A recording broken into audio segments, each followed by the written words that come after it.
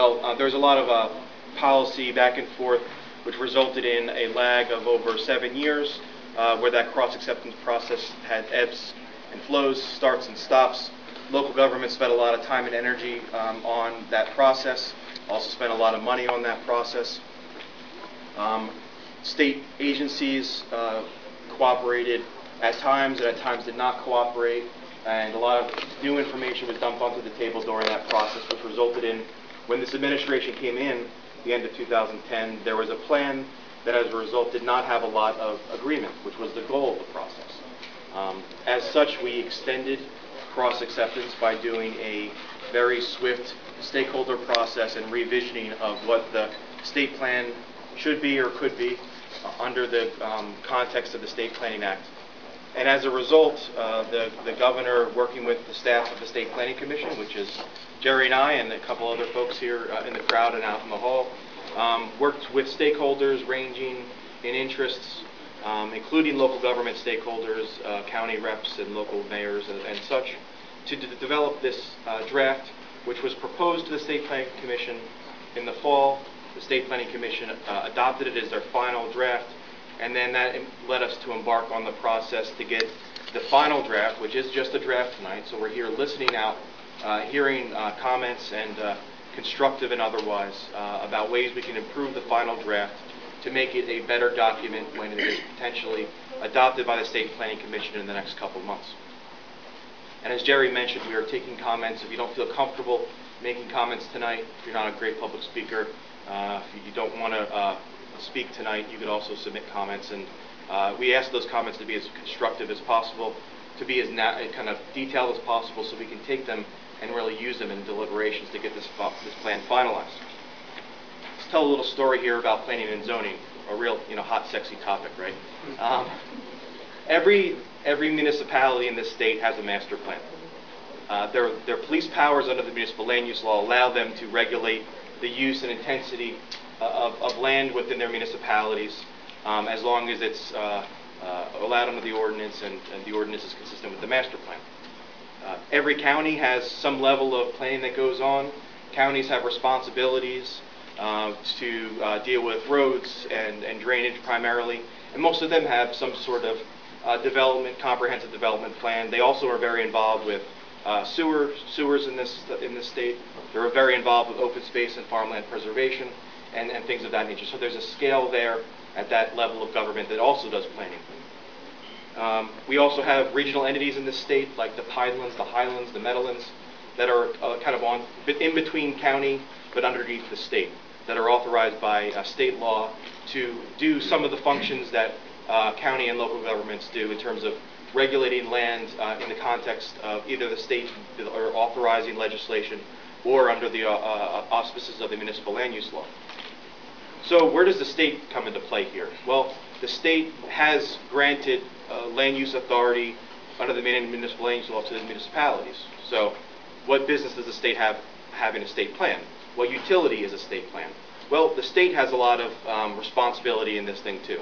The state has responsibilities through federal authority oftentimes to regulate features of this state that are important to many of us that can't be managed at the local level effectively.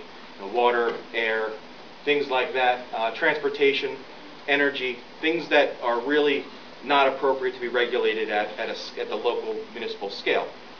Irregardless, we have silos in state government that are responsible for these different kinds of regulations. We've got DEP primarily in charge of environmental regulations, DOT in charge of transportation, Department of Agriculture, which is charged with advocacy for retention and development of our agricultural industry. DCA has a heavy role in affordable housing. And if you're from a state agency that I didn't call out, I'm sorry, but I just can't think of you all. All those agencies also have responsibilities for investments in this state, whether it's a investment through federal government, like a lot of our transportation money in the state comes from the federal government, especially our big investments in transit infrastructure, all funneled down through the federal government and through our metropolitan planning organizations, which are also a kind of a quasi-planning organization that have some level of authority on an investment in the state. So we think that we need to be really careful about how involved the state of New Jersey is from a planning context to not overstep the authority of the municipal land use law, but be involved enough where we can manage our responsibilities effectively within the different departments and also effectively make investment decisions so that we can support the desires of the local governments in ways that don't detract from the important resources we have to steward in the state. The state also makes big investments in land preservation. Almost any deal that happens in the state land preservation-wise, most deals happen in the state with a percentage of that deal happening from state resources. So we are the stewards of a big pot of money at the state of New Jersey that gets distributed statewide through our counties, municipalities, and nonprofits. So we've got all these partnerships that effectively drive the results of land preservation, which I think statewide is something that we all should be pretty proud of. It's something that we're known for and really is one of the big drivers in our quality of life. So the state plan, as we envision it moving forward, we have a state plan today. It was last adopted in 2001. This is not a new plan. This is not a new obligation. This obligation has been on state government through the State Planning Commission since 1986. This would be the third version of the plan adopted, and the focus of this plan is primarily trying to organize the state agencies in their capacity to regulate and in their capacity to make investments, and leave as much as we can up to county and local government and the regional entities that are responsible through law to play a heavier role in the state. The reality is over half the state is regulated outside the context of the State Planning Act. In the Highlands and the Pinelands and the Meadowlands, the State Planning Act has very limited authority.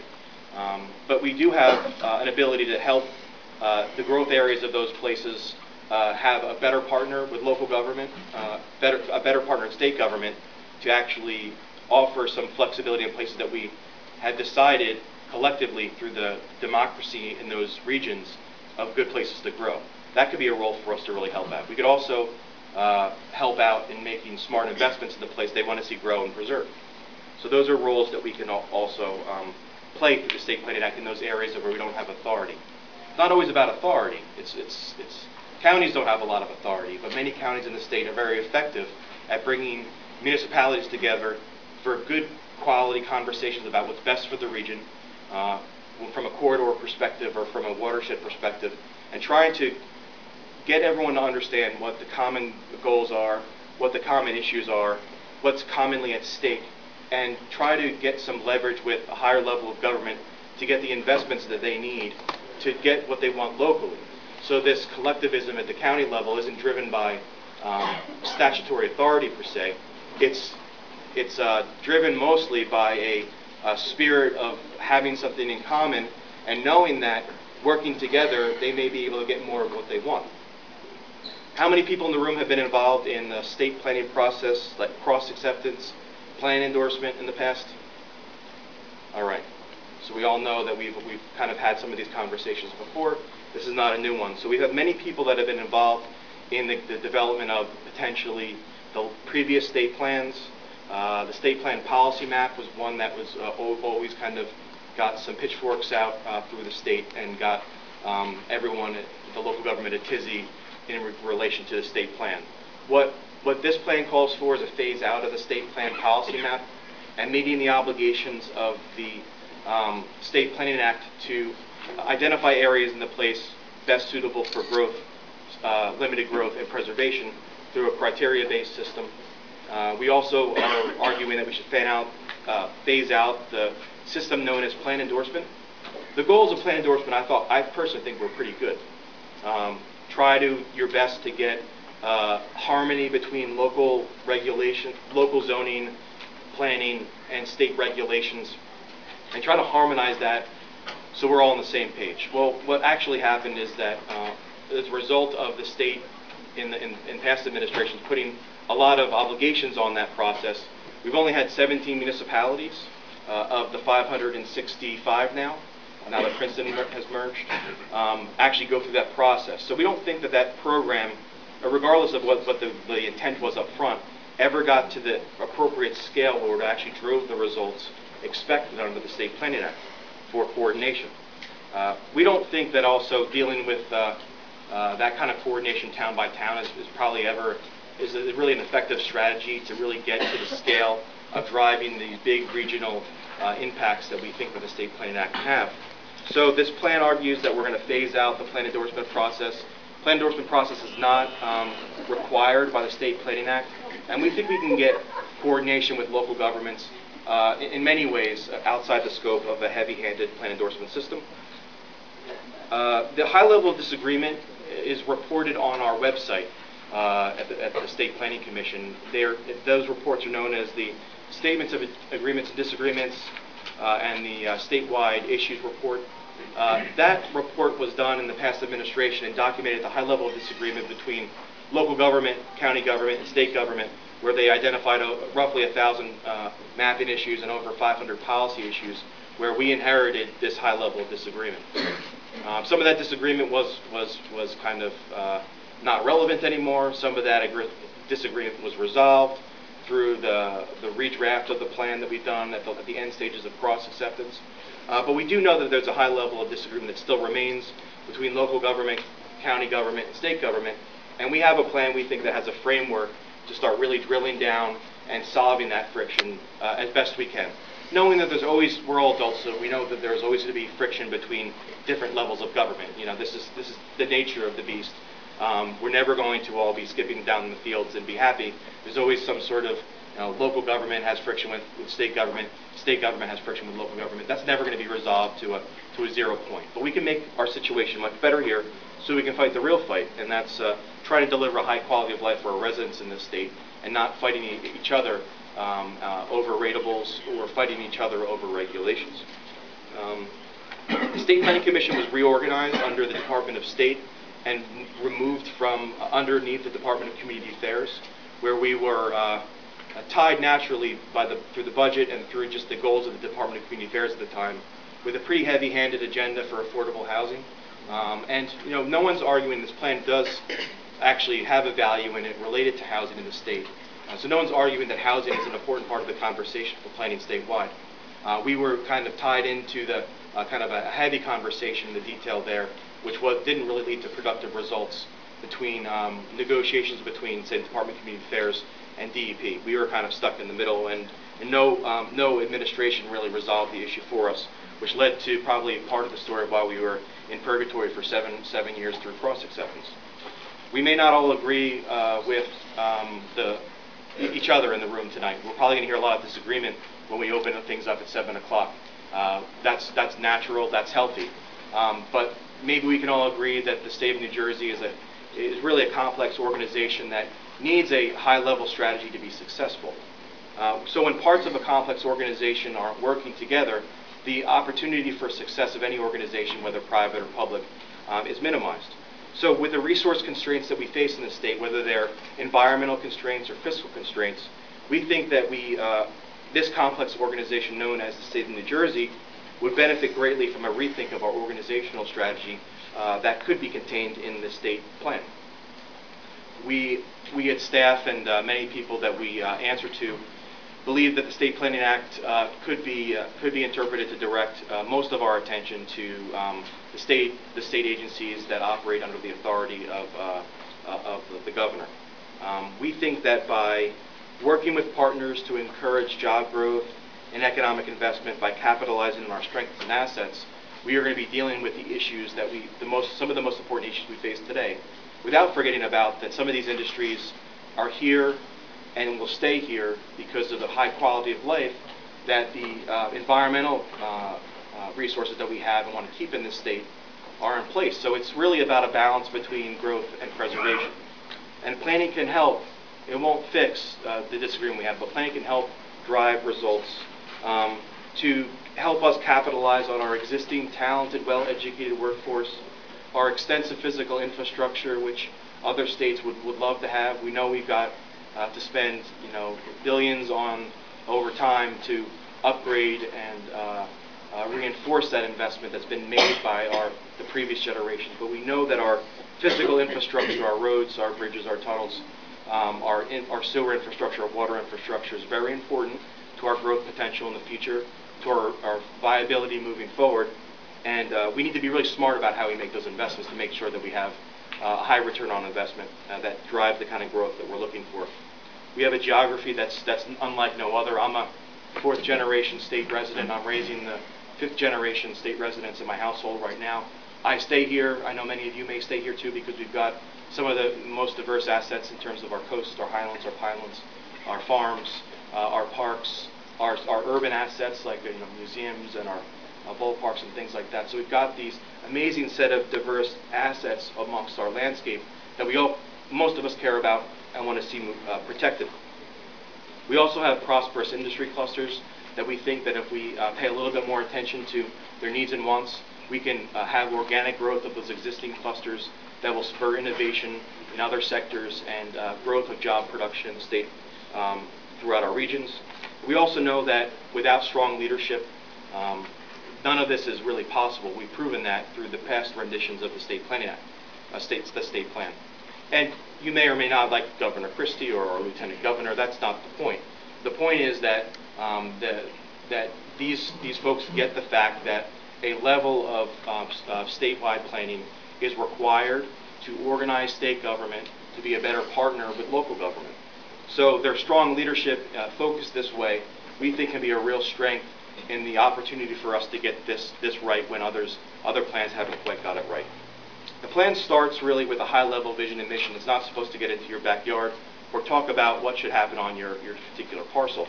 Our vision is based on being the national leader in private and public investment.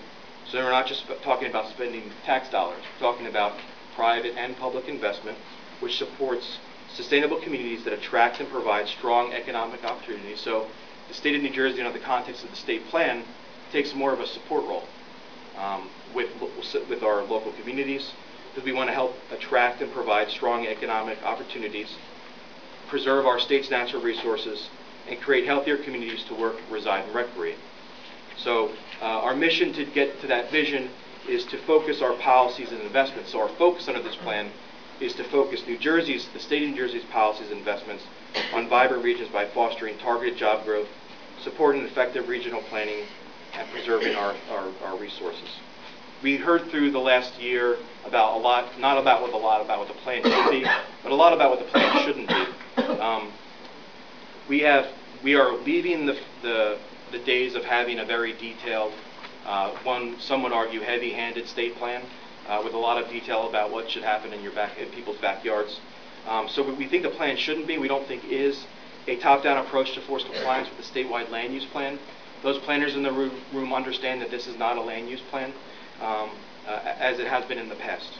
We don't think the State Planning Act requires to produce such a plan.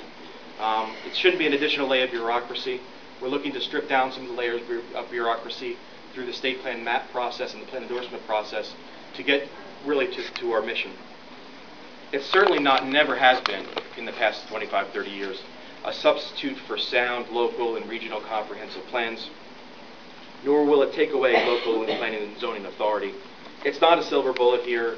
There's issues that the state faces that go far beyond the context of the State Planning Act and the state plan. So although it's recognized some of our weaknesses in the state related to our property tax burden, our corporate tax burden, things like that, the authority under the state and education and public safety, it's referenced in here in this plan. And although the governor is tackling most of those issues head on, it doesn't get addressed as action items within this plan because it's either not the right plan to do that or being addressed in different ways. There's no one-size-fits-all approach. The one challenge we face in New Jersey is that every region is very different. So we have real challenges here trying to write a state plan to make sense for, we were out in Clayton and then we were up in Newark throughout this public hearing process. So it's really hard to get a mission and vision that makes sense for our unique regions of New Jersey. So we can't approach this as a one-size-fits-all solution because of the diversity we have in this state, which results in a lot of cultural, environmental, political diversity that makes it really challenging to have a state plan that can really be effective and drive results throughout the state. The plan sets principles for state decision-making that are, you could probably glean some of these principles from the red tape report. It talks more about how state of New Jersey should operate on a day-to-day basis. gets into some of the culture changes of our state employees and our state programs, predictability, spatial efficiency, leveraging assets, sustainability, and institutionalizing change. The plan talks about what we mean about that. I want to touch on what we mean by sustainability head on. The plan says that the sustainability principle means that the state of New Jersey will plan for and respond to current and future challenges and opportunities through adaptive decision making that takes into account the social, economic, and environmental protection and enhancement needs of the state. So when we make decisions, we have to think short and long term, and that we just can't think about the environment or the economy when we're making decisions. We have to think about through various lenses, which include a social lens, to make the best decisions. So we feel like when we're making decisions, we need to think long term and short term, and make decisions that are through lenses that include environmental, economic, and social ones to get to the best decisions on that niche issue in question. The first goal of this plan is targeted economic growth. The smart growth goals of the past and the state plan have been replaced by 4, I think, pretty clear tactical goals. The smart growth goals show up as a set of values under the second goals that are specifically statewide scope, are not going to be met in every single town, and are supposed to be interpreted by the towns, counties, and regional entities in ways that, if we think that they scope it right, we can meet these values statewide without impressing upon an obligation of meeting any sort of value 100% or 0.1% in any town. So we're not talking about how many acres every town needs to preserve to meet the land preservation goals of the state. What we're talking about is a set of high-level values that can be interpreted regionally, and if we start thinking that way, we'll be in a better position. So the first goal is targeted economic growth, where we want to enhance opportunities for attraction and growth of industries of statewide importance. We identify industries of statewide importance in this plan, and we lay the framework for an industry cluster economic development model, which basically tries to identify where these firms already exist and tries to layer on top of it, and this work is not done yet, where the infrastructure exists in the state, not just wastewater, but energy, water, and other cultural sorts of infrastructure, to get down to the places where we know these jobs are now, where we can grow those jobs, where those companies can innovate, can grow, and have spin-off opportunities so the state's economy can grow. The second goal is related to effective regional planning for these regions. We want to guide and inform regional planning with our set of values that include many of the smart growth types of principles we've seen in the past plans. We recommend establishing a criteria-based system for identifying priority growth investment areas where we can focus state resources that already exist on investing in that growth, and also offering regulatory flexibility in those areas that are properly suited for growth. We also talk about a transition in the third goal. The third goal is related to preservation and enhancement of critical natural resources. We talk about also coming up with some criteria that we can identify where are the places in the state that have those key environmental and cultural assets where we should prioritize investing to ensure that those assets get to continue. We want to provide for continued success of the state's land preservation programs. We argue for a dedicated source of land preservation funding. We don't say what that source is going to be, that's for implementation, but we do go on record saying that we think that it would be good for New Jersey to have a longer-term source of land preservation funding. We also recognize we're not going to do it all with public dollars, so we advocate for changes to the municipal land use law that would provide flexibility for local governments to get to our land preservation goals quicker and cheaper. Our fourth goal is the goal related to first state government, and then hopefully could translate and trickle down to local government. That's tactical alignment and getting to a cohesive state government. Executive Order 78 that the governor signed put together a steering committee of relevant state agencies in relation to physical and economic development. Require each of those agencies to put together a detailed implementation plan in relation to the strategic plan, so everyone will be able to see what those agencies are up to. We want to refocus the State Planning Commission for local government coordination And once we have the state coordination part figured out and we're a better player, we want to try to see if we can put some more money where our mouth is and try to incentivize municipalities to take actions that are consistent with their local goals and objectives and are also consistent with the state goals and objectives, so we can incentivize our willing partners to take steps that they may not take because they have fiscal constraints.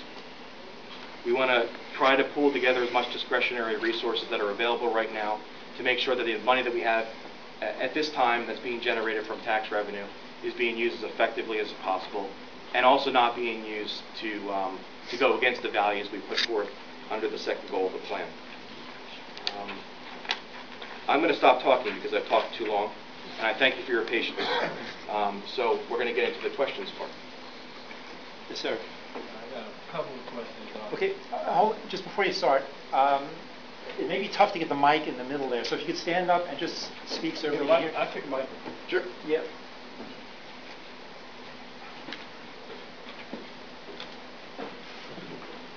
Nothing works. Dead. We'll get someone to. Those, you can turn those on. Yeah, that's on. That's on. Yeah, let me use that.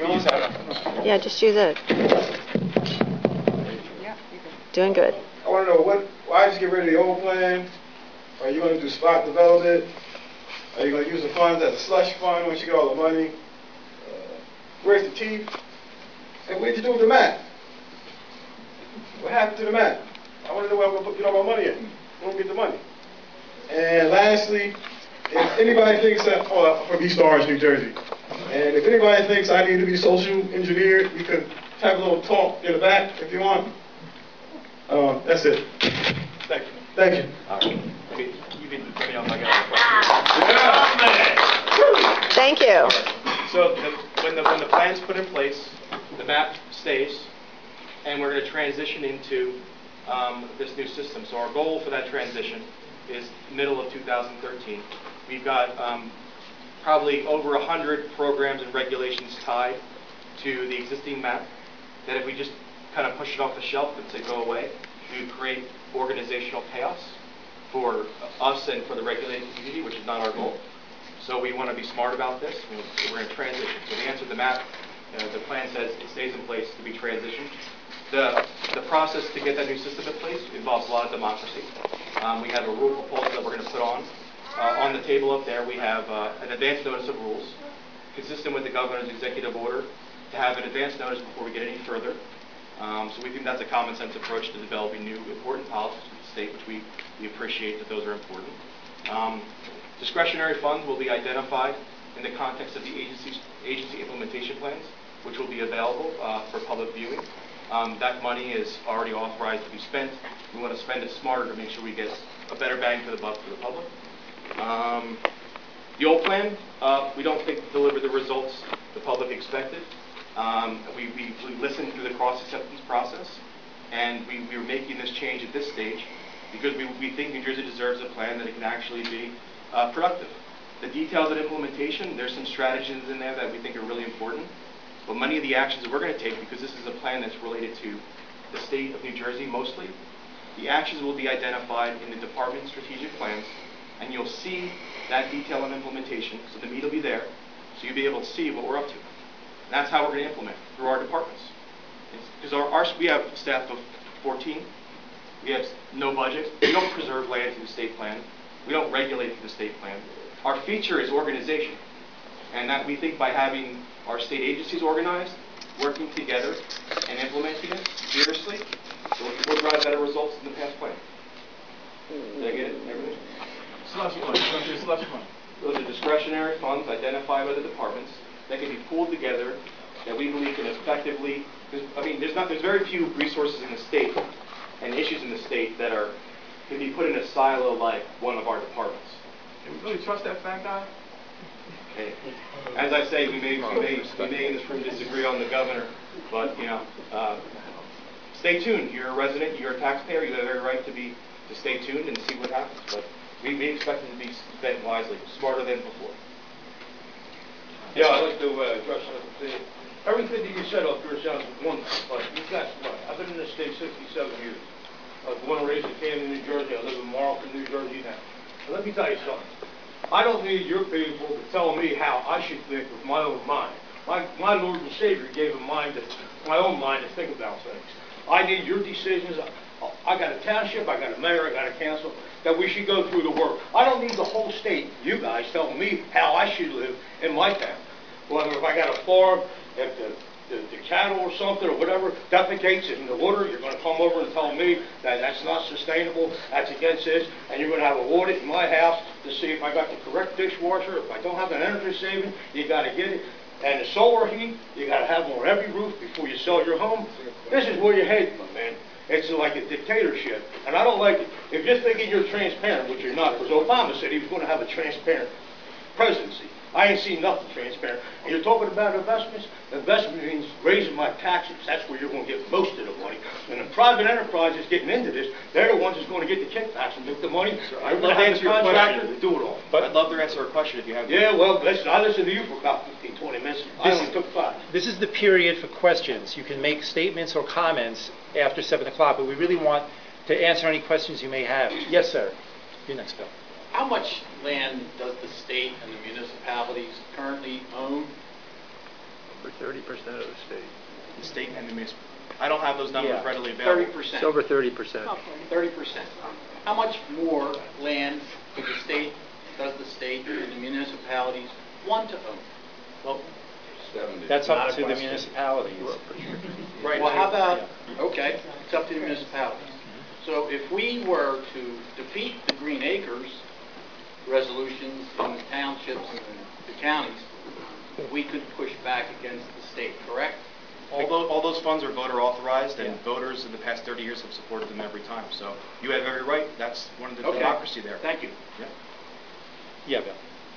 Could you ask DEP to explain how the plan affects their functional plans and regulations, provide a status report on where they are in aligning the DEP with the state plan? Well, as Dan mentioned, goal number 4 is to align those different agencies. So they're going to examine the regulations, and identify where there's conflicts, where there's, Well, they're here. I just asked for that. Well, believe it or not, we're really seriously trying to get the plan adopted before we start getting too far down the road for implementing. Is that relevant to adoption of the plan, though? You need to know how. I look at it almost solely through the lens of environmental conservation, and knowing how that's going to play out is instrumental to understanding how the plan would work. Right. So, perhaps you'd like to speak to that. It's a chicken or the egg thing. I mean, we don't have any predetermined outcomes about what is going to happen exactly in these functional plans.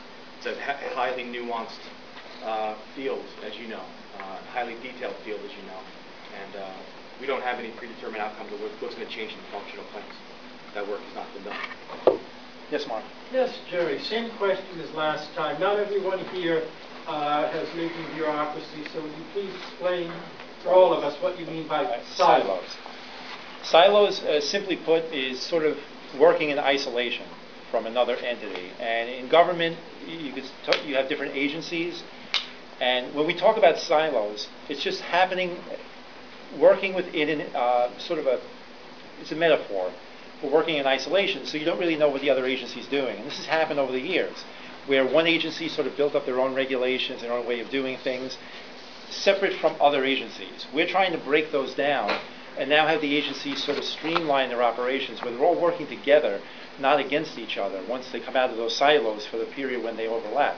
So that's really what silos are, working in isolation. And it happens in businesses, corporations, any organization like that has multiple departments that may have different functions within the larger entity. I think silos are impossible. We want to see over top of them. We're never going to totally break them down, because the statutory authorities are the statutory authorities, and which does create natural friction, like we talked about, that will never be completely unresolved between departments, because the departments have different jobs to do, and then there may be points where they still butt heads even after we're done with the organization process here. But we think we can do a much better job. At least the silos will be lower to a point where they can see over top of them and work together. Sir? 2 questions. Who is the actual author of this plan? Well, our office with input from the different agencies. And so, but who is the actual author of it? Just who typed it up, put it together? somebody had to, they took the information, but somebody had to make the decision. That was the only one.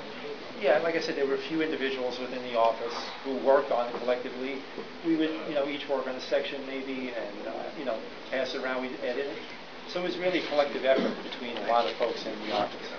One other thing is we keep talking about money, funding this thing, and it's out there. We're not talking about it. I think it's a major part of this plan, given the fact that the state is probably $110, $140 billion of unfunded liability right now that we have to deal with. So, and given the fact that we owe 30%, or the municipalities and the government owns 30% of the land already, where are we getting this money? I think that should be a more important issue. Right. Because all the social issues and all the the environmental issues are important, but if we have no more money and we're out of money, the rest of it doesn't mean anything. We'll all be living on the street. It's going to come from existing funds within each department's budget that already exists. There's going to be money spent on roads. There's going to be money spent on environmental projects. That money's going to be spent. We just want to make sure it's spent wisely and with the best return for the New Jersey taxpayers. So that's what this is going to do, identify existing funds within the agencies and use that to incentivize and also invest in projects that make sense for the taxpayers. What makes sense in all these years? Nothing. Jeff, you're next. I'm okay. You kind of answered it. Okay. Does somebody have a question? Yes, ma'am. I have several. According to the State Open Public Meetings Act, we are entitled to inspect and copy meeting minutes. Where are the meeting minutes for the previous meetings, the public input meetings that were held 3 weeks ago? That's the first one. Minutes? Meeting minutes. Do we have any meeting minutes? Can the public inspect them? They were recorded? We don't have minutes yet. They're all being recorded. The minutes for them are not available yet. When will they be available? It's a new question. Yeah. Shortly. And listen, you have our contact information, and stay on top of us. We will deliver them. Oh, we will. Where the data collected last meeting, I asked you if the data were collected according to the 2000 census. Actually, that was in Newark. And you said yes. Now, why do you think data that was collected 12 years ago is still relevant today? And why have you not updated the plan for the 2010 census, which shows a great change in what the projections were slated for? Specifically, growth areas in the state haven't realized the growth that was projected from those 2000